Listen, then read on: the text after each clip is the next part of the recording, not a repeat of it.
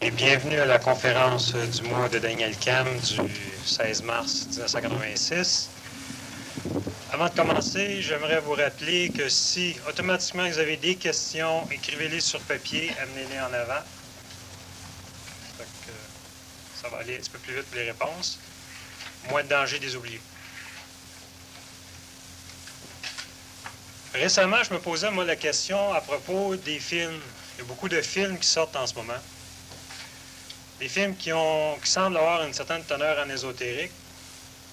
Moi, j'aimerais savoir par rapport à... J'ai fait une liste. On va commencer à voir si les films peuvent être amenés par l'intelligence ou ça reste le côté de l'astral.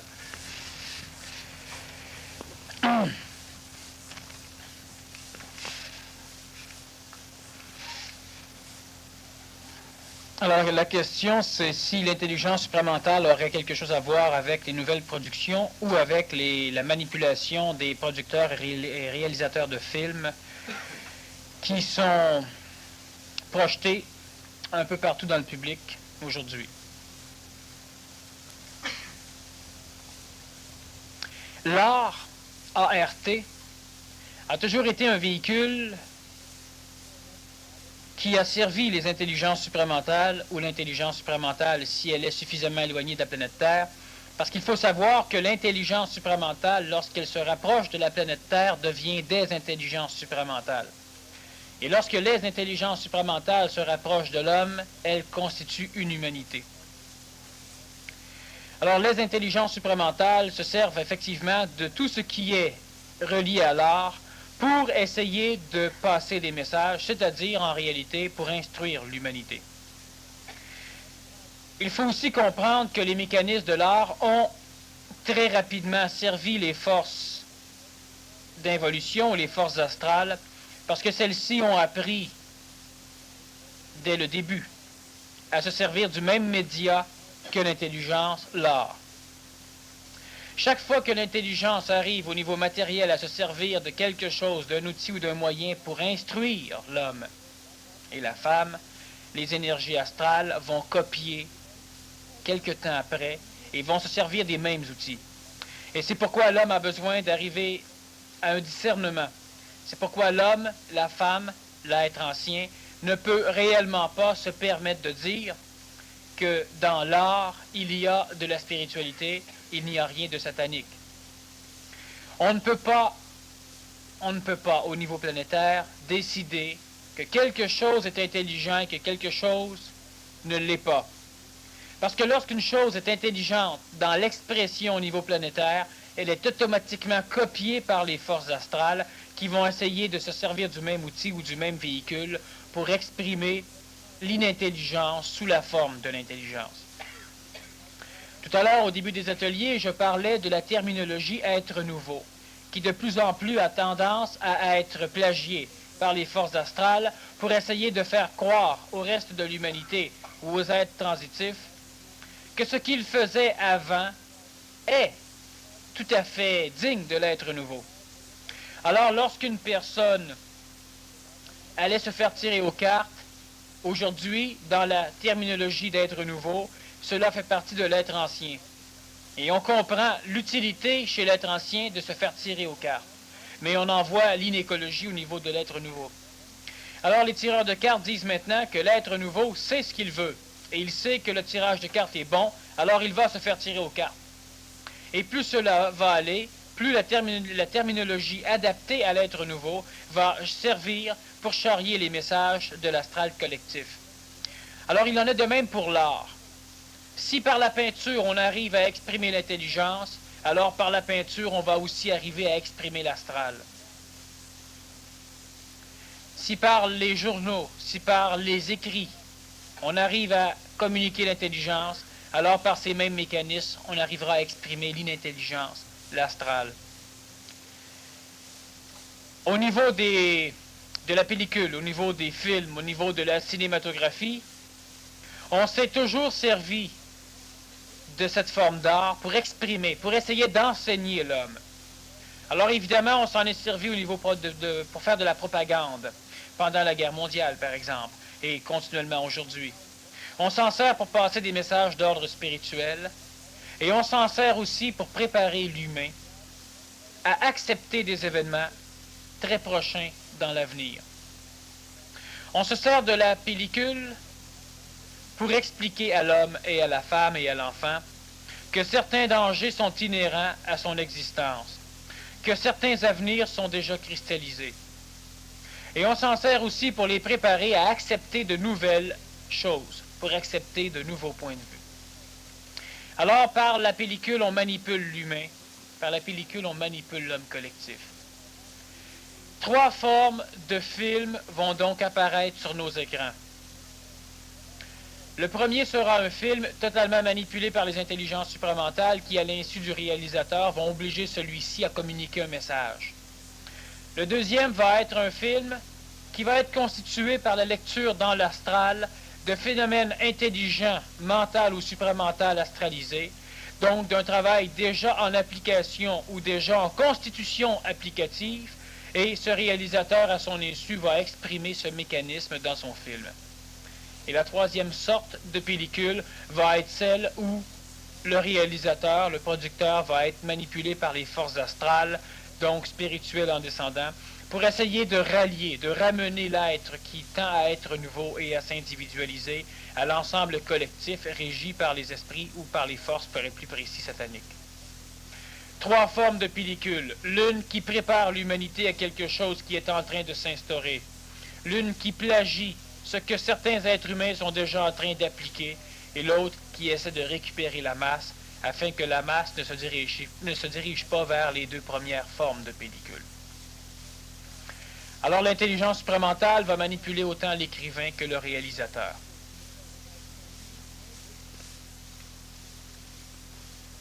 En parlant d'écrivain, on a un écrivain qui a écrit un certain livre, une série de livres, disons, mais une collection qu'on appelle Dune. Peux-tu parler un peu de l'écrivain, parler du film? Qu'est-ce qui s'est passé, disons, ou qu'est-ce qu'il montre durant le film? Dans quelle catégorie qu'on va le placer? Bon, alors on va parler des films. Je vais donc accepter aujourd'hui d'élaborer sur certains films ou sur certains auteurs pour essayer de vous faire comprendre que ce qui se passe au niveau collectif peut avoir d'énormes, disons, peut aider d'une façon assez formidable l'être transitif qui chemine. La condition pour qu'une pellicule ou un livre puisse être utile à un être transitif qui chemine, c'est que celui-ci doit en voir l'application présente ou à venir. Vous devez pour cela comprendre la faculté qu'aurait un écrivain ou un réalisateur d'aller puiser dans des mécanismes intelligents. Ce que vous ne comprenez pas aujourd'hui, un auteur de film ou de livre peut avoir la faculté de le transcrire sans lui-même le comprendre. Et vous, lisant ce livre ou voyant ce film, si vous avez la faculté d'être attentif, ce que vous n'auriez pas pu comprendre, vous pouvez peut-être le comprendre par le biais du livre ou du film. On peut presque dire que certains réalisateurs ou auteurs deviennent, par le fait même, des ajusteurs collectifs, c'est-à-dire qu'ils sont reliés à l'intelligence supramentale, mais d'une façon inconsciente. Il faut faire attention parce qu'étant donné qu'ils sont reliés d'une façon inconsciente, un jour ils créent de l'intelligence, un jour ils créeront de l'absurdité. Alors on ne doit pas accréditer un réalisateur ou un auteur, c'est-à-dire qu'on ne doit pas accréditer tous les films ou tous les livres qu'il va faire, par le fait même qu'un jour il en a écrit un bon. Ce ne sera pas le même mécanisme pour n'importe quelle lecture ou n'importe quelle conférence. Pour n'importe quoi. Exactement. Quelqu'un qui écrit 100 livres mauvais peut écrire un livre extraordinaire. Celui qui écrit 100 livres extraordinaires peut en écrire un mauvais. Le fait d'accréditer tous les écrits, parce que c'est tel auteur qui les a écrits, serait faire preuve d'irréalisme tout à fait typique de l'être ancien. Le livre ou la série de livres reliés à Dune, pour ceux qui n'ont pas lu, on peut se les procurer. Pour ceux qui ont lu, on va pouvoir comprendre certaines choses. C'est la matérialisation écrite de phénomènes qui vont et qui se passent déjà présentement et qui vont se passer au niveau de l'humanité. Mais il faut comprendre que Frank Herbert a été coloré par sa propre émotivité et qu'il a aussi été coloré par la censure astrale qui l'a obligé à adapter ce savoir insu de façon à ce qu'il puisse être publié. Si on regarde le livre La cosmogonie d'Urantia, qui à elle seule compte énormément de choses réelles et de choses fausses, elle a été censurée pendant longtemps. La série de Dune, elle chemine à l'intérieur de beaucoup de personnes qui font le PMC depuis que le PMC a été instauré, pour la simple raison que plusieurs personnes ont vu à l'intérieur de cette série des relations avec le programme Aide-Contrôleur. Alors évidemment, si Pierre me pose la première question sur le film et sur le livre Dune, c'est sans doute parce que lui aussi a vu des relations entre ce qui a été écrit dans ce livre et ce qui se passe au niveau même du centre de l'universalité. La seule différence, c'est que plusieurs choses ont été mélangées au niveau du livre. Alors, dans ce livre, on parle de guerre cosmique, on parle de guerre de famille, on parle de guerre héréditaire. On parle aussi de l'importance de la génétique dans un plan conçu par le Ben Gesserit qui essaie d'élaborer à travers une filtration génétique, qu'il essaie d'élaborer la constitution d'un corps humain qui aura la faculté d'avoir toutes les qualités de l'humain sans en contenir un seul des défauts. Donc, ce clan de sœurs, car ce sont des femmes, vont essayer de constituer un homme, un mâle, qui aura la faculté d'aller là où les femmes ne peuvent aller, au niveau de l'exploration du temps passé et présent. Et ces sœurs, le Ben Gesserit, vont développer des méthodes d'instruction et d'éducation de niveau mental, qui pourrait se rapprocher, si on veut, du PMC, du programme Aide-Contrôleur. Sauf que le Ben Gesserit n'a pas la faculté de comprendre l'intelligence totale de ce qu'ils font, tandis que le programme Aide-Contrôleur permet cette chose.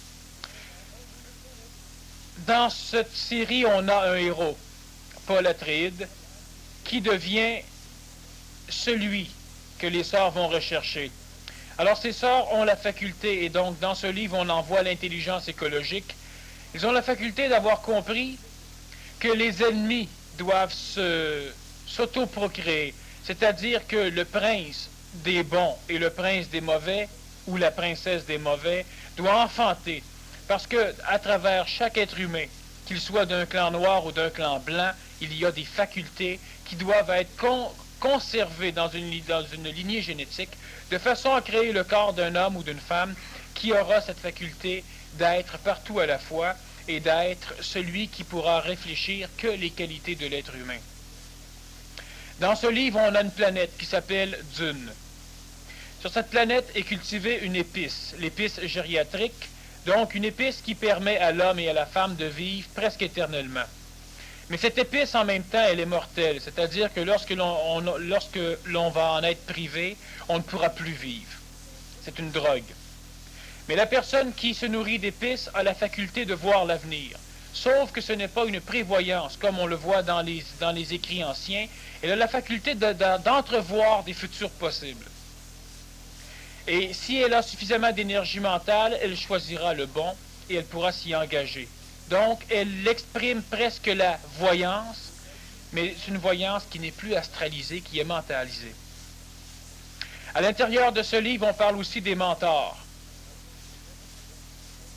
Des personnes qui ont la faculté mentale d'agir comme un ordinateur, parce que dans une guerre sainte, dans une guerre religieuse, un peu avant les écrits de Dune, on a détruit tout ce qui était ordinateur, parce que l'ordinateur a fini par éliminer, par ôter la faculté qu'avait l'homme de raisonner. Parce que l'homme s'en remettait à la machine informatisée.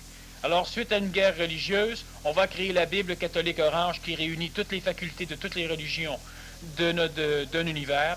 Et on va détruire les machines pour constituer, pour éduquer des êtres humains à devenir eux-mêmes des ordinateurs. Ce seront des personnes qui auront la faculté mentale d'être totalement désassujetties des plans astraux. Ces personnes, les rois astrales du livre, de la série, vont s'en servir pour pouvoir raisonner des plans d'attaque. Alors, à l'intérieur de ces livres, on a des plans à l'intérieur de plans, conçus à l'intérieur de plans. Au niveau de jeux d'échecs, ces livres sont formidables dans ce sens. Sauf qu'ils vont mélanger différentes choses. Alors sur la planète Dune, il y a des freemen, des hommes libres, qui vivent à l'intérieur du désert et qui vont être pourchassés sans pouvoir être détruits par les forces harkonnènes, c'est-à-dire par les forces noires.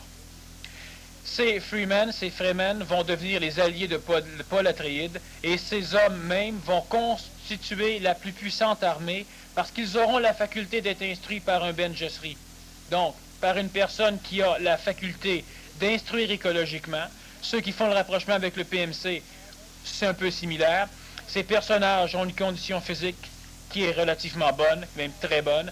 Ils ont différentes facultés que le reste de l'humanité a oubliées parce que le reste de l'humanité n'est plus dans un cadre de survie, tandis que les Freemen sont dans un cadre de survie qui les oblige à devenir des humains vrais. Avec ces hordes de guerriers, Paul Atreides va conquérir tous les univers, instaurant partout dans les univers une religion, la sienne. Paul Atreides refuse pourtant un avenir. Et cet avenir, il le refuse tant et si bien qu'il fuit. Il devient aveugle suite à une explosion nucléaire, mais malgré son handicap physique, il a la faculté, dans ce livre, d'avoir une préscience, c'est-à-dire qu'il est capable de vivre dans le futur qu'il a constitué, dans le futur qu'il a entrevu, ce qui fait qu'il sait avant même que cela se concrétise matériellement, ce qui va arriver. Paul disparaît dans le désert, laissant en arrière de lui 2 enfants, une fille et un garçon. Le garçon va accepter le rôle que Paul a refusé. Il va devenir lui-même un immense ver, c'est-à-dire qu'il va accepter, suite à des mécanismes de mutation biologique à l'échelle de Dune, de devenir celui qui va créer l'épice gériatrique, un ver des sables. Ce fils va devenir donc un ver, après quelques milliers d'années, et il instaurera de force à l'échelle de l'univers une paix, la paix de Leto. Une paix que l'humanité va se souvenir parce que l'humanité va haïr la paix. Parce qu'après des milliers d'années de paix, Leto va disparaître. Et l'épopée continue donc de milliers d'années en milliers d'années. Ce que Frank a voulu écrire, il ne l'a jamais su.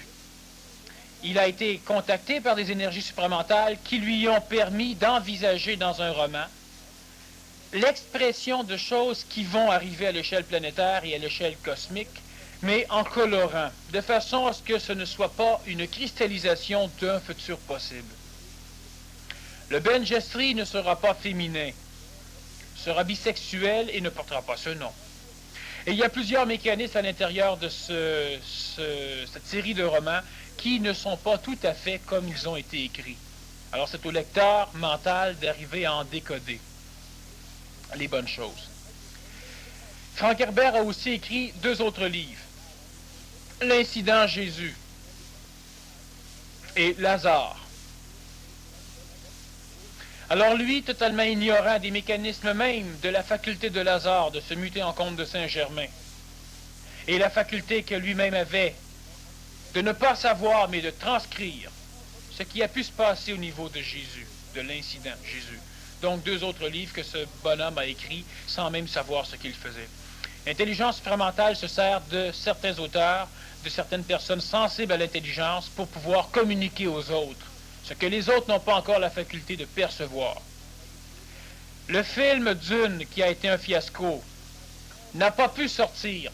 Ils ont tenté pendant des dizaines d'années de faire ce film. Ça ne fonctionnait pas. Pourquoi? Parce que ce n'était pas le temps. Le film est sorti dernièrement et il est raté. En ce sens que tout ce qui a été intelligemment transcrit par les livres n'a pas pu être recopié par le film. Alors, voilà ce qu'il y en a du film.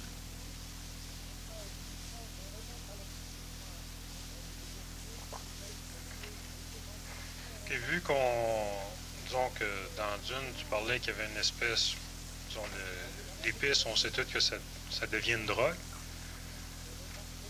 On est encore dans les écrivains. J'ai une question à propos d'un écrivain. Dans quelle catégorie d'écrivain tu places Carlos Castaneda? On sait qu'il a fait beaucoup d'expériences avec des drogues. Carlos Castaneda est une personne qui a été hautement manipulé par les plans spirituels de la planète Terre. Il a même été manipulé pendant un certain temps par Satan. Carlos, à son insu, a servi les forces sataniques, c'est-à-dire les forces collectivantes de l'humanité. Donc, à son insu, Carlos a expérimenté tout ce qui pouvait mener l'homme à être plus bas. Sauf que la faculté biologique que possédait son corps a fait en sorte qu'à un moment donné, il est entré en contact avec une intelligence supramentale, toujours à son insu, donc d'une façon inconsciente, et cela l'a amené à fuir totalement ce qu'il avait déjà commencé à instaurer au niveau d'enseignement. Alors, il a fui après avoir vanté la drogue. Il a perdu ses maîtres après les avoir quittés, et lentement, il est devenu un personnage qui, toujours à son insu, a fini par exprimer de l'astral supramental ou du supramental astralisé. Carlos Castaneda n'a rien à voir avec les écrivains de films ou de livres d'ordre initiatique. C'est un bonhomme qui a cheminé et qui a écrit dans son cheminement son cheminement. C'est un bonhomme qui aujourd'hui est peut-être un peu plus fiable qu'il a été. Il avait un travail fondamental à faire et c'est l'un des précurseurs inconscients, c'est-à-dire que c'est l'un des personnages qui arrivera dans son temps, un peu avant la collectivisation de l'humanité à l'énergie supramentale. Alors Carlos, c'est une personne qui ne peut pas comme tel servir de guide fiable, pour la simple raison qu'il a encore énormément de particularités astrales à éliminer, et c'est une personne, on pourrait dire, si on veut parler au niveau d'être ancien, que Carlos Castaneda n'est pas un initié, mais il est un initiable. Il avait la faculté de s'en sortir et par le fait même, il est parti très bas. Parce que celui qui a la faculté de s'en sortir, sur lui, on va s'acharner. Alors on le part bas. Carlos Castaneda est parti extrêmement bas. Il est présentement rendu dans un niveau relativement élevé. Il va poursuivre son cheminement, il va s'en sortir aussi. Tous les premiers écrits de Carlos ne sont pas des écrits à retenir, sauf si on a la faculté de discerner le travail astral à l'intérieur du travail supramental dans ses écrits. Dans les films, il y a certains films qui ont, disons qu'au lieu de faire le film avec des vrais personnages, on a fait des bandes dessinées. Disons, j'en ai deux qui me viennent en mémoire. Il y a le Cristal Magique et le film qui a été fait avec Le Seigneur des Anneaux. Le livre Le Seigneur des Anneaux est un autre livre un peu dans le genre de Dune, c'est-à-dire que c'est un livre qui compte un ramassis de mythologie, de légendes, mais qui en fin de compte exprime dans une saga l'expérience réelle de toutes les forces belzébusiennes, donc des forces de hobbits, de lutins, de farfadets, et de tout ce qui, à l'insu de l'homme, habite la planète Terre dans une forme illusoire d'évolution. Le film Le Seigneur des Anneaux est un autre fiasco, pour la simple raison qu'il n'y a ni début ni fin à l'intérieur de ce film, qu'on en projette une partie des livres. Il est donc difficile à comprendre pour une personne qui n'a pas vu, malgré que le film techniquement soit de très haute classe. Au niveau de l'histoire, il est encore une fois préférable de lire les livres et en commençant par Bilbo le Hobbit. En ce qui concerne le Cristal Magique, c'est un film qui amène l'homme, ne prépare pas l'homme, mais instruit l'homme. C'est un film de haute classe ésotérique qui instruit l'homme du travail relié, de l'interrelation écologique entre les forces noires et les forces blanches. Alors on a l'exercice. On a une force noire qui essaie de conquérir le monde parce qu'à l'origine, un cristal a été détruit. On a les forces blanches qui sont l'antipode, interreliées aux forces noires, qui eux vivent en paix. Et à l'intérieur de ces deux personnages, les blancs et les mauvais, on se rend compte dans ce film qu'il y a par exemple 21 personnages mauvais et 21 personnages bons. Chaque fois qu'un personnage mauvais meurt, un personnage bon disparaît. Parce que les deux sont reliés, et lorsque le cristal sera reconstitué, le bon et le mauvais, le bien et le mal, se réintégreront ensemble pour constituer quelque chose d'autre qui sera au-delà de la synthèse, de la thèse et de l'antithèse.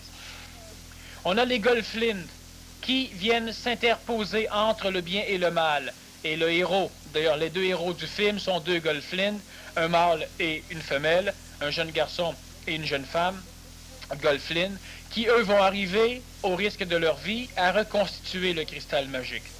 C'est donc un film initiatique au niveau de ce qui se passe cosmiquement qu'est-ce qui constitue le mal et le bien. Lorsque j'ai parlé que le comte de Saint-Germain était celui qui contrôlait les bordels et celui qui contrôlait aussi les anti-bordels, c'est-à-dire que c'était un bonhomme qui contrôlait et le mal et le bien sur la planète Terre, c'est lui qui canalise les forces d'armement et c'est lui qui canalise les forces de désarmement, c'est lui qui canalise les guerres et les forces de paix, pour la simple raison que lorsque l'on contrôle le bien et le mal, on contrôle tout. Dans ce film, c'est un peu ce genre de manipulation cosmique qui va être exprimé, à l'insu évidemment de l'auteur. Pourquoi on n'a pas pris de personnages réels? Ça a beaucoup plus de puissance dans des marionnettes et dans des décors tout à fait féeriques qu'on va rencontrer dans le film Le Cristal Magique. Ce film a donc la faculté d'instruire au niveau de ce qui constitue le bien et le mal dans le monde duel de la planète Terre. On doit comprendre, et on doit le comprendre, que lorsque vous regardez quelque chose de mal, il faut bien savoir que c'est un esprit comme le vôtre qui s'exprime dans un véhicule différent pour permettre un cadre d'évolution particulier amenant une expérience salutaire particulière. Et dans ce film, c'est un peu ce que l'on dénote. Les bons ne veulent pas tuer les mauvais, parce que eux savent que chaque fois qu'un mauvais meurt, un bon disparaît. Mais eux autres s'en foutent. Les Golflint ne le savent pas. Les Xerxes non plus. Les mauvais. Eux veulent tuer. Chaque fois qu'eux vont arriver à tuer, un des leurs meurt. Et le film commence d'une façon assez originale, parce que tout va bien au niveau des méchants, sauf qu'aujourd'hui, c'est un jour de tristesse, parce que le chef, le roi des méchants, est mourant. On coupe et on nous amène chez les bons. Tout devrait aller bien chez les bons, sauf qu'aujourd'hui, c'est un jour de tristesse, parce que le chef des bons est mourant. Et c'est continuellement comme ça au niveau du film. C'est un film qu'on doit observer avec de grands yeux, parce que lorsqu'un mauvais meurt, on nous montre lentement les bons qui cheminent vers le cristal, et soudainement, à travers les bons qui cheminent, l'un des bons disparaît. Tous les bons se retournent pour regarder, reviennent en avant et continuent. C'est bourré de phénomènes ésotériques que la masse ne pourra pas comprendre, mais qui, à l'insu de la masse, instruisent dans leur inconscient le fait que tout ça est relié.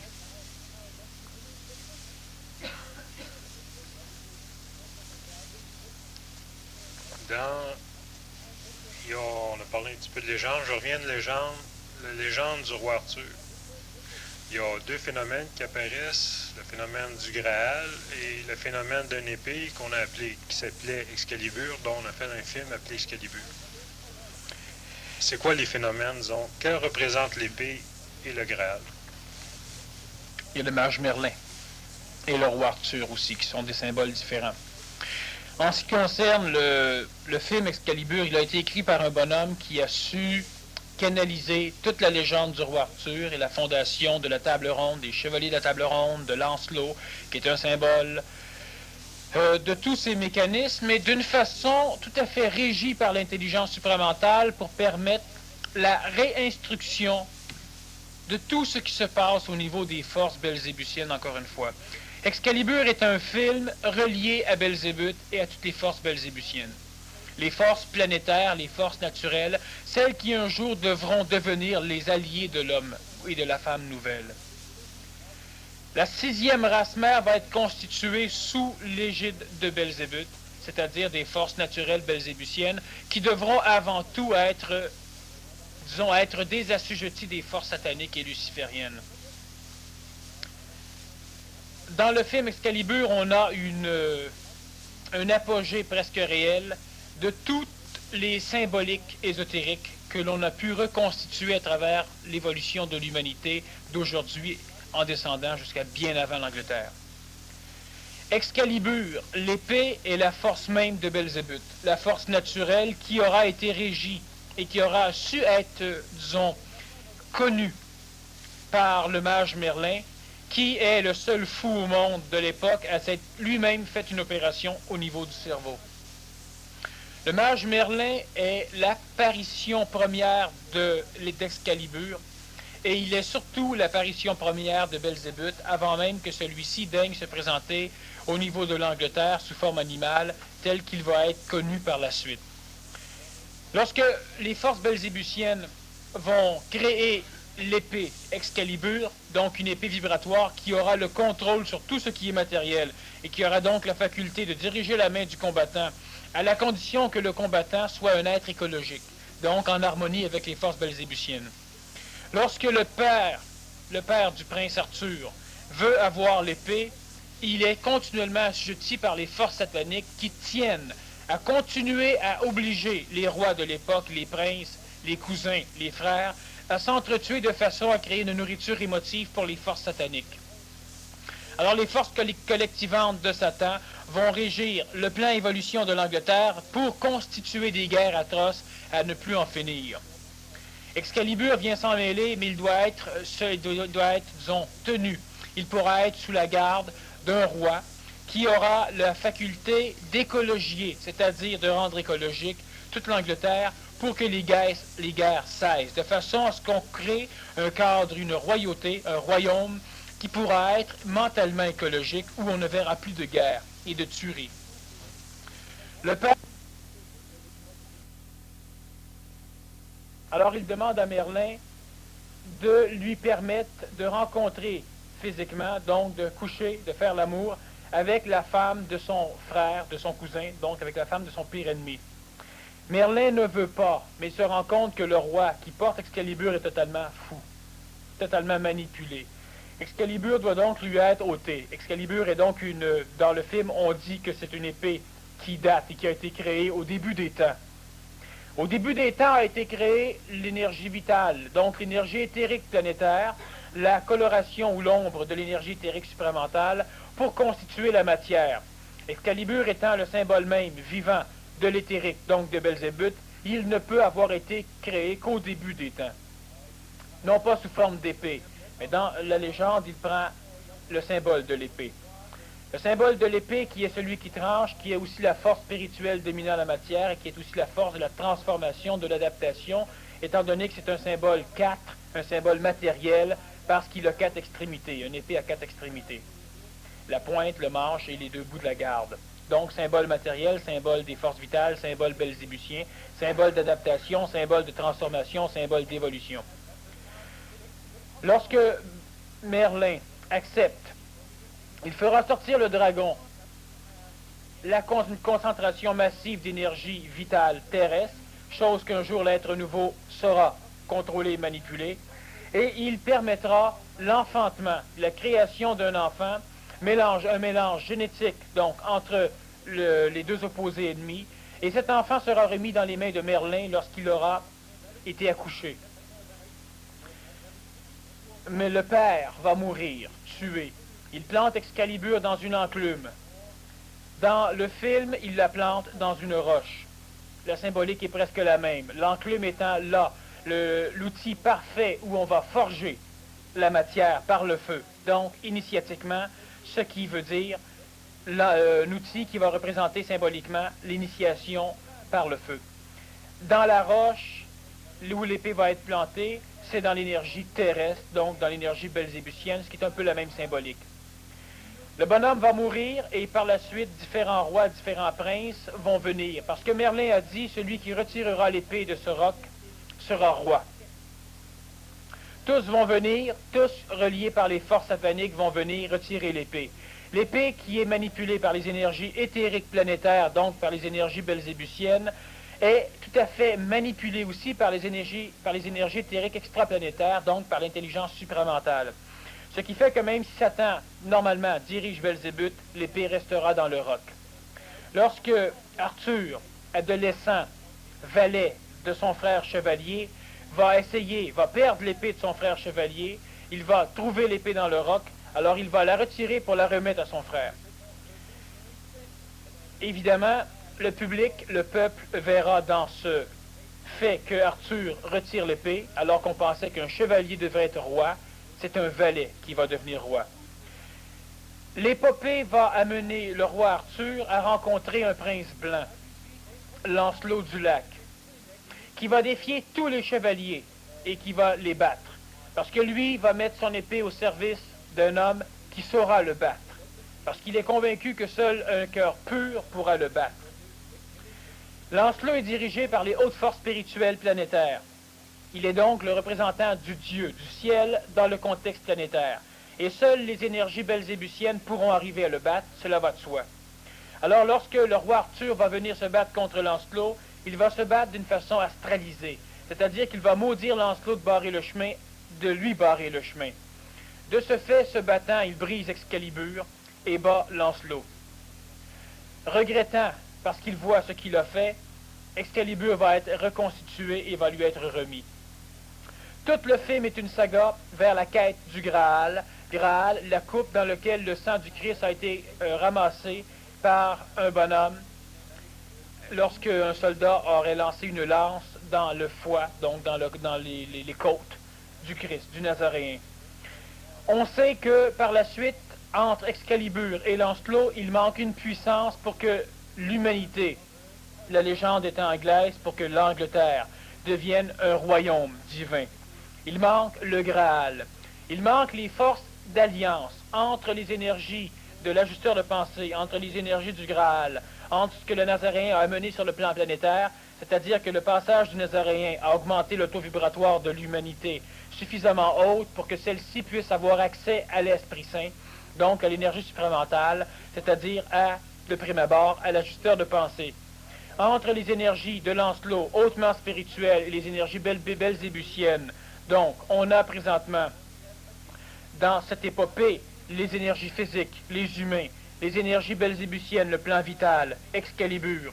On a les énergies divines, spirituelles, astrales, dans Lancelot du Lac et dans le phénomène même de la table ronde, les chevaliers de la table ronde. Il manque l'énergie mentale, supramentale, il manque le Graal. Alors tous vont se mettre en quête du Graal, mais la sœur d'Arthur, celle qui est née de l'ennemi du père d'Arthur et de sa mère, parce que sachons qu'Arthur est né de la mère. Lorsque le père d'Arthur a réussi à coucher avec la femme de son ennemi, elle avait déjà une fille. Elle est donc la demi-sœur d'Arthur. Celle-ci va devenir une sorcière parce qu'elle va réussir à convaincre Merlin de lui enseigner les mots magiques, Hanal, Grahal, etc., pour lui permettre d'avoir un contrôle sur les forces belzébusiennes. Celle-ci va avoir aussi un enfant qui va être celui qui va tuer tous les chevaliers de la table ronde, et cette femme va avoir la faculté de savoir où est le Graal sans même le posséder. Elle va être capable, par les énergies dragoniennes, donc par les énergies belzébusiennes telluriques, d'empêcher les chevaliers de trouver le Graal. Perceval, qui va être un valet, qui lorsque Lancelot sera perdu dans la forêt, parce qu'il aura perdu dans une lutte contre lui-même, et lorsque Perceval, le valet, va vouloir défendre, devenir le héros de la dame, de la reine, il va devenir chevalier. Et il se trouve que dans la légende, c'est Perceval qui va réussir à découvrir le Graal, donc encore une fois, non pas un chevalier, mais un simple valet. Qu'est-ce que cette légende enseigne à l'humanité? Et c'est un film extraordinaire de par sa violence tellurique. C'est un film vivant, un film beaucoup plus réel que la majorité des autres films ésotériques. L'homme biologique a besoin d'Excalibur, de l'énergie vitale, donc de Belzébuth, l'écologie. Il a besoin de Lancelot, le prince blanc, le roi des chevaliers de la table ronde. Et il a besoin du Graal, de l'énergie mentale astralisée et de l'énergie mentale supramentalisée. Ce film est donc une épopée et va constituer les bases mêmes de la création de l'Angleterre. Maintenant, l'Angleterre, évidemment, est une expression colorée d'un des premiers royaumes qui aurait pu voir... D'ailleurs, l'épopée même d'Excalibur a été créée par un bonhomme dans les 1200 et il a été réénergisé, c'est-à-dire dans les 1200, il a été constitué pas mal avant, dans le temps même de Jésus-Christ, par le comte de Saint-Germain. C'est lui-même d'ailleurs qui va avoir inventé tout le mécanisme de Guillaume le Conquérant et d'Excalibur, de Lancelot, du roi Arthur et de toutes ces choses. C'est un film totalement... Le film est mieux fait que tout ce qu'on peut trouver comme écrit. Chaque minute du film est une leçon sur les plans cosmiques d'évolution. Ce n'est pas un film préparatoire, c'est un film d'instruction. Tu parles de films d'instruction et de films préparatoires. Dans les films ou dans les films que toi tu as pu voir, as-tu des films que tu places dans la catégorie préparatoire? Les films préparatoires, on a E.T., on a Cocoon, on a La Guerre des Étoiles et la trilogie, on a Le Maître du Jeu, on a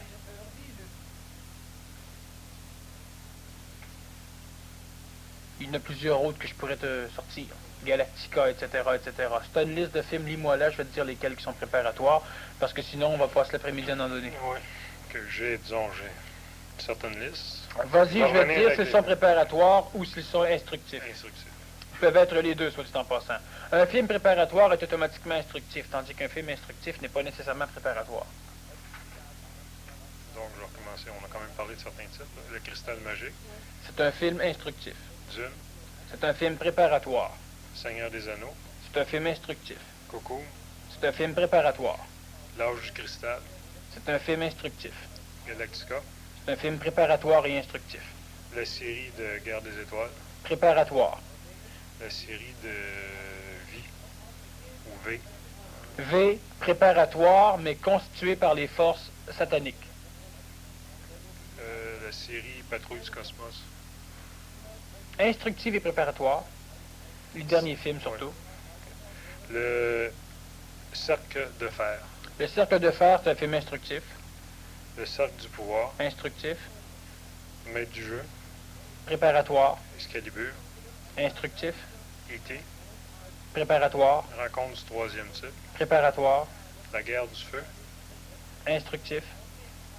Le dernier des Starfighter. Préparatoire. Le Retour vers le futur. Préparatoire. Jonathan Le Goéland. Instructif. Forteresse Noire. Instructif. Bandit. Instructif. Android. Préparatoire. Poltergeist. Instructif. Exorcist. Instructif. La série Kung Fu. Instructif. Indiana Jones. Préparatoire et instructif. Le film Le Jour après. Préparatoire. Série d'émission Alerte dans l'espace. Préparatoire. Cosmos 1999. Préparatoire. Et un film, disons que j'ai le titre en anglais, là, Dreamscape. Préparatoire. C'est la série de films que j'avais. Bon. De quelle façon un film est préparatoire, de quelle façon un film est instructif? La différence. Si on regarde les films Rencontre du troisième type, Cocoon, E.T., V, ces films sont préparatoires parce qu'ils préparent l'humanité à accepter un jour la venue d'extraterrestres. Dans certains films, l'extraterrestre meurt, on pleure. Danger. Dans certains films, l'extraterrestre vient et aide. Danger. Dans certains films, l'extraterrestre vient et nuit. Danger. Ce sont des films préparatoires.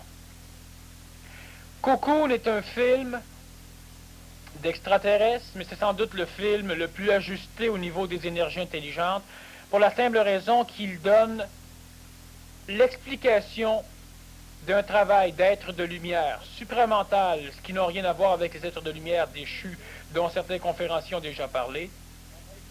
Mais évidemment, c'est d'une façon extrêmement astralisée. Alors dans ce film, on explique l'utilité de l'énergie vitale dans une piscine.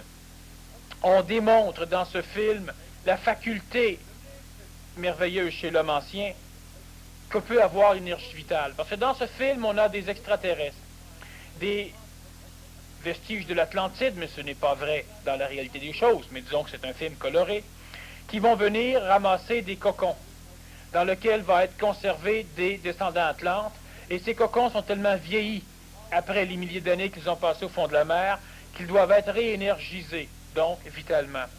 Alors ces extraterrestres vont se servir d'une immense piscine. L'eau, comme on l'a vu dans les PMC, est un très bon médiateur d'énergie vitale. On peut magnétiser un verre d'eau et le donner à quelqu'un qui est malade, alors ça va pouvoir l'aider. Dans ce film, les personnages vont magnétiser une piscine, et lorsqu'ils vont retirer les cocons, ils vont les mettre dans la piscine. Mais il y a un hospice pour vieillards juste à côté, et les vieillards, il y a 3 vieillards qui ont la faculté d'être un petit peu jeunes, et ils aiment faire des choses interdites. Ils ne savent rien des cocons et du magnétisme de la piscine, mais la piscine étant interdite, ils viennent s'y baigner de temps en temps. Venant s'y baigner, ils rajeunissent. Ils se sentent en forme. Alors, ce qui fait que dans l'hospice, tout le monde commence à trouver ça bizarre, parce qu'ils sortent avec les femmes, ils dansent, le breakdancing, puis tout ça. Alors, ils ont bien du fun. Ils rajeunissent, ils rajeunissent, ils rajeunissent. Alors, à un moment donné, ça se sait.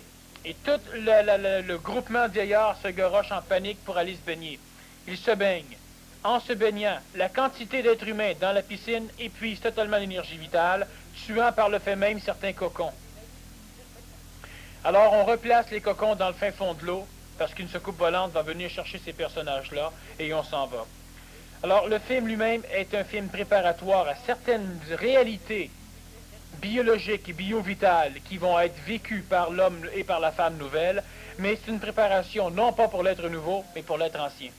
Parce qu'un jour, des choses dans ce genre vont se passer. Non pas au niveau extraterrestre, mais le fait même qu'un être nouveau se baigne dans une piscine, guérisse ceux qui se baignent avec, ce sont des choses qui vont de plus en plus être vivantes. Préparatoire.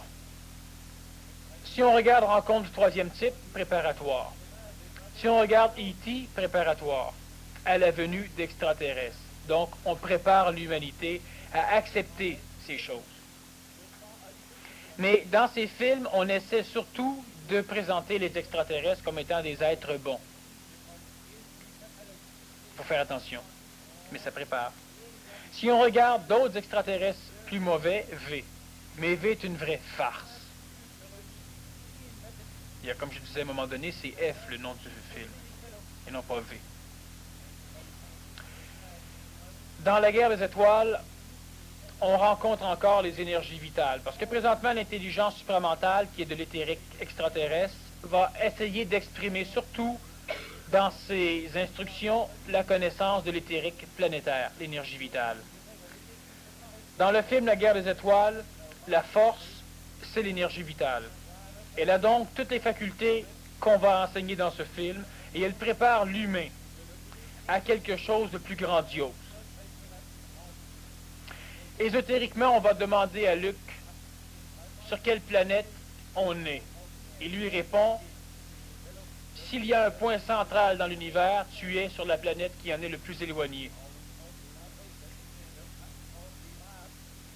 C'est tout à fait ésotérique. Tu es sur la planète qui en est le plus éloignée. Et c'est sur cette planète que va naître le dernier des Jedi. De ceux qui ont la faculté de contrôler l'énergie vitale, la force dans le film. Plus une planète est loin du centre de l'univers, plus elle est densifiée. La Terre est l'une des planètes les plus éloignées du centre de l'univers. Et dans ce film, ésotériquement, c'est ce qui est compté. Parce que c'est sur la planète Terre que l'humanité salvatrice de l'univers va sortir. À l'intérieur des forces noires, du Seigneur Noir, des forces impériales, de la robotique, des choses mentales, de tout ce qu'on peut avoir au niveau d'un mélange coloré avec l'ami de Luc, totalement astralisé, qui vient jouer du pistolet. Avec tout ce ramassis dans ce film où on parle d'une planète initiatique, Dagoba, ou Dagoba, avec le maître Jedi qui est tout à fait laid et abominable, pour instruire, encore une fois, que ce n'est pas le chevalier qui gagne ou qui a la connaissance, c'est toujours comme on ne s'y en attend pas. Avec cette région où il y a des forces vitales très puissantes, une région humide, donc terrestre, lunaire, une région avec des arbres, de la mousse, où on peut manger, une planète perdue, une espèce de voyance, une télékinésie, et évidemment, les bons vont s'en sortir. Mais ce film instruit énormément l'humain sur les facultés inhérentes à l'être nouveau. Parce qu'évidemment, dans ce film, on parle des chevaliers Jedi. Certains PM sautés font des rapprochements encore une fois. Et à l'extérieur, non pas seulement dans le PMC, mais partout sur l'échelle de la planète, certains chevaliers Jedi ont tendance à naître. Pas dans cette terminologie, on parle de film. On prépare pour l'avenir tout en instruisant aussi l'humain. C'est-à-dire que souvent je dis ceci. La majorité d'entre vous, vous ne pouvez pas comprendre, mais je ne le dis pas pour vous, je le dis pour préparer le terrain. C'est ça. Et c'est ce que les films font. Ils préparent le terrain. Donc, ils préparent. Ceux qui instruisent ceux qui peuvent comprendre. Les films préparatifs ou préparatoires, même ceux qui ne comprennent pas, s'envoient préparer. Parce qu'aujourd'hui, si un extraterrestre apparaît, on est plus apte collectivement à l'accepter parce qu'il y a eu des films. Si un être nouveau apparaît et qu'il fait des choses tout à fait nouvelles, on va être de plus en plus apte à l'accepter parce qu'il y a eu les films. T'as d'autres films? Si on regarde un film que tu as nommé, passe pas dans ta liste, je fais juste... Disons, j'aurais une question, c'est que préparatoire, il y a plusieurs films qui en ce moment sont faits qui montrent l'énergie vitale. On commence à s'apercevoir que ce serait très utile, disons, de parler de l'énergie vitale, de la compréhension de l'énergie vitale, de l'utilisation du mécanisme. L'énergie vitale ne serait pas une deuxième antenne pour capter l'énergie supramentale. L'énergie vitale, c'est ce qui permet la constitution du corps physique. C'est de l'énergie éthérique. Éthérique veut dire venant de l'éther. L'éther est divisé en deux. Dans le contexte planétaire, plan vital, dans le contexte extraplanétaire, plan supramental. Le corps éthérique, donc le corps de lumière, celui qui va créer le corps supramental, est aussi celui qui a créé le corps physique. Alors évidemment, celui qui réussit à travailler d'une façon plus vitale, plus en relation avec le plan vital, donc plus en relation avec les énergies naturelles, terrestres, belzébusiennes, est un être humain qui va avoir la faculté d'entrer en contact avec l'énergie supramentale beaucoup plus rapidement. Pour arriver à travailler contre Satan, contre les forces lucifériennes, contre les forces d'involution, l'homme se doit obligatoirement de se créer un allié qui va être les forces belzébusiennes. Les forces qui manipulent la matière. Et tous les films qu'on a vus, ce sont des films qui, justement, prônent le fait que l'homme a un contrôle sur la matière, donc sur l'énergie vitale, que ce soit la force, que ce soit ce que vous voudrez, que ce soit Excalibur. Et ce contrôle va être, de toute façon, ce contrôle est de plus en plus développable, et il va être de plus en plus développé. La planète Terre est de plus en plus fatiguée pour la simple raison que l'énergie vitale terrestre qui constitue la Terre, qui constitue les plantes, les animaux, les hommes, les nuages, les oiseaux, les poissons, les insectes, la vie, est de plus en plus épuisée parce qu'il y a de plus en plus de pollution planétaire, ce qui fait que l'énergie vitale manque à l'humain dans son évolution, et c'est correct, c'est impeccable, l'homme a mauditement bien fait de polluer, parce que polluant, l'homme a obligé les énergies belzébusiennes à se dynamiser vers les arbres, pour que les arbres ne soient pas perdants au niveau des pluies acides, vers les poissons, vers les animaux, vers l'herbe, vers les déserts, vers l'air, vers les oiseaux, vers les nuages, vers tout, ce qui ôte énormément d'énergie vitale à l'humanité. Alors l'humanité devient de plus en plus fatiguée. Et plus on est dans un cadre pollué industriel, plus il y a de fatigue, parce que plus l'énergie vitale de la place est canalisée pour pouvoir guérir la nature. Évidemment, les énergies belzébusiennes détestent l'homme. Alors l'homme doit devenir un extra-humain, un surhumain, un être nouveau, pour pouvoir être accepté comme allié avec les énergies vitales. Alors automatiquement, les énergies vitales vont pouvoir être densifiées chez cet être humain qui ne souffrira plus de fatigue, de maladie, etc. et qui aura la faculté plus facile d'entrer en contact avec les énergies terrestres extraterrestres, extraplanétaires. Présentement, l'humanité est de plus en plus fatiguée parce qu'il manque d'énergie vitale. Et les techniques, par exemple, que l'on enseigne au niveau PMC, ce sont des techniques qui amènent cette énergie vitale. Sauf que la personne qui pratique cette technique n'a pas de résultats fantastiques pour l'instant, pour la simple raison que dans son cheminement de PMC, elle n'est pas encore rendue au point où elle pourra travailler avec les énergies belzébusiennes. Alors pour l'instant, à son insu, elle fait un peu d'équitation l'été, elle fait un peu de survie dans le bois, elle apprend des techniques ici, elle entretient son corps physique simplement pour que lorsque l'alliance entre les énergies belzébusiennes et la personne du PMC pourra être fait, et cette personne doit totalement être en possibilité de le faire. Alors la personne qui a un corps vital extrêmement énergisé, elle a la faculté d'entrer en contact avec un corps supramental et d'énergiser un deuxième corps pour vivre une bilocation cosmique et non pas une bilocation planétaire. Donc, si on parle d'énergie vitale, qui est, j'aimerais qu'on en parle, c'est en très grande relation avec le physique, ce qui fait que si on prend comme le Nazaréen, qui lui, on a dit qu'il avait un corps prêt à faire ce qu'il a fait, on m'a dit son énergie vitale était correcte. Elle était suffisamment haute. La preuve, savez-vous quand est-ce que votre corps vital va être correct? Pas quand vous allez cesser d'être fatigué. Quand vous allez avoir un autre problème. Votre corps vital va être prêt lorsque vous allez commencer, à votre insu, à opérer des guérisons à l'extérieur de vous. On devient surhumain lorsque le corps est capable de générer l'énergie vitale. Oui. Tu deviens un surhumain, donc un être nouveau, lorsque ton corps rayonne. Donc, lorsque ton corps génère lui-même une énergie vitale, automatiquement, cette énergie vitale va placer les autres en harmonie avec eux-mêmes, au niveau biologique et vital. Sans cela, l'homme n'est pas en harmonie avec les plans belzébusiens, donc l'homme reste assujetti aux forces sataniques.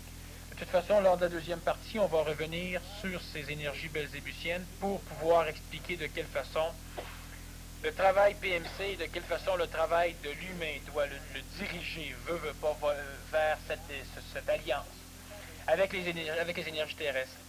Je regarde encore Crystaliste. Alors, le cristal magique, on parle donc d'évolution. Dune, on parle d'évolution. Le Seigneur des Anneaux, on explique l'évolution. Cocoon, on parle d'énergie vitale, ça va de soi. L'Arche de cristal, on parle d'un phénomène préparatif, c'est-à-dire que dans ce film, l'humanité, après une guerre qui la détruit, s'enferme à l'intérieur d'immenses dômes et va vivre dans une société de cristal où, à 30 ans, on les tue pour les obliger à se réincarner dans des enfants neufs, de façon à ce qu'on ait une population généralement du même nombre et une population toujours jeune. Alors l'enfant, lorsqu'il naît, il a un cristal dans la main. Ce cristal, selon la couleur, détermine son âge. Et à 30 ans, on les tue. C'est un ordinateur qui dirige tout cela. Ce n'est pas évidemment une cristallisation d'avenir, ça ne se passera pas comme ça, mais c'est un film préparatoire à certaines choses. Et les personnes à 30 ans s'en vont dans un carrousel où ils se font désintégrer. Jusqu'à temps qu'on va prendre un limier, un policier qui a comme fonction de tuer les fugitifs, ceux qui veulent se sauver pour aller vers un sanctuaire, où ils pourront vivre plus que 30 ans à l'extérieur du dôme, donc de cet âge de cristal, de toute cette ville conçue sous un dôme. Ce limier se fait colorer son cristal de façon à avoir 30 ans. Alors lui se plaint à l'ordinateur qui vient de perdre sa ration de vie, et alors il demande s'il va pouvoir revoir sa ration de vie. L'ordinateur ne répond pas. Alors il demande à l'ordinateur si les autres qui se sont réincarnés vont pouvoir l'aider. L'ordinateur ne répond pas. Alors il demande carrément, est-ce qu'ils se sont réincarnés? L'ordinateur ne répond toujours pas. Il repose la question, l'ordinateur répond, il a déjà été répondu à ceci. Alors il découvre qu'effectivement il n'y a pas de réincarnation générée ou gérée par l'ordinateur. Ce fugitif, donc celui qui doit poursuivre les fugitifs pour découvrir le sanctuaire, pour le détruire, devient un fugitif. Il sort à l'extérieur et à l'extérieur il découvre de quoi. Et ça fait penser surtout à une préparation où on va avoir tellement peur de l'apocalypse, où on va se constituer des endroits pour fuir l'apocalypse. À l'extérieur, il y a la nature, il y a l'eau, il y a les plantes, il y a les insectes, et dans une ville, style Washington, il y a aussi un humain, un vieux, qui lui a connu ses parents et qui lui a vu des personnes qui sont enfuies. Alors c'est un film préparatoire pour essayer d'expliquer l'absurdité de la fuite devant des choses qui, s'ils n'ont pas à te toucher, ne te toucheront pas. Celui qui s'enfuit dans la forêt, qui vit comme à l'époque de l'âge des cavernes pendant 20 ans, lorsqu'il sort du bois pour découvrir que la guerre n'a pas eu lieu, fait partie un peu de ce genre de film. La guerre des étoiles, on en a parlé. Le cercle de fer, c'est un film initiatique qui compte l'idée même que l'homme, au niveau du plan vital et au niveau des arts martiaux, lorsqu'ils sont entraînés, lorsqu'ils sont faits d'une façon intelligente, arrive toujours à se savoir. Alors le film qui a été écrit par Lee Siu Long est un film qui devait porter le titre La flûte silencieuse. C'est un maître donc qui joue d'une flûte et que seul l'initiable peut entendre. Et ce bonhomme doit trouver un livre dans lequel va être écrit tout le savoir de l'univers. Et après de moult périples, il arrive à ce livre après avoir traversé les forces sataniques et tout ça. Et dans ce livre, lorsqu'il l'ouvre, il découvre que chaque page est un miroir. Alors il se voit lui. C'est ça l'univers. Le cercle du pouvoir, c'est un autre film qui est préparatoire au niveau psychologique. Le maître du jeu, c'est un nouveau film qui vient de sortir. C'est un film drôlement manqué, mais qui explique un peu des choses qui vont être à vivre par certaines personnes du PMC au niveau de l'initiation par le feu. La guerre du feu, c'est un film drôlement psychologique sur l'évolution au début de la construction de l'ego psychologique chez l'homme. Le dernier des Starfighters, c'est un film préparatoire aussi. Retour vers le futur, c'est un film préparatoire. Jonathan Le Goéland, c'est un instructif au niveau spirituel. Il est bon présentement de revoir ce film avec des yeux mentaux parce que ça nous permet de voir de quelle façon Dieu manipule l'humain. La forteresse noire, c'est une explication des mécanismes sataniques au niveau de la Deuxième Guerre mondiale, ce qui a créé le Troisième Reich. Bandit, amusante perspective de la création de Satan par Dieu. Android, on passe. Poltergeist, explication des forces vitales encore, des forces de possession. Et l'exorcisme, encore une fois, on est au niveau des forces vitales, donc des forces de possession. Kung Fu, force vitale, contrôle. Indiana Jones. Les Aventuriers de l'Âge perdu et Indiana Jones et le Temple maudit, c'est simplement un film préparatoire qui enseigne que lorsque l'être humain ne veut pas abandonner, tout peut lui être permis. Le film est coloré, mais le gars lâche jamais et c'est ce qui fait qu'à un moment donné, on en rit.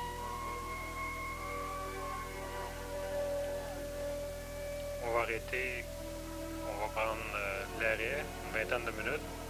Pour ceux qui auraient des questions, préparez-les, venez les déposer ici, sur la table.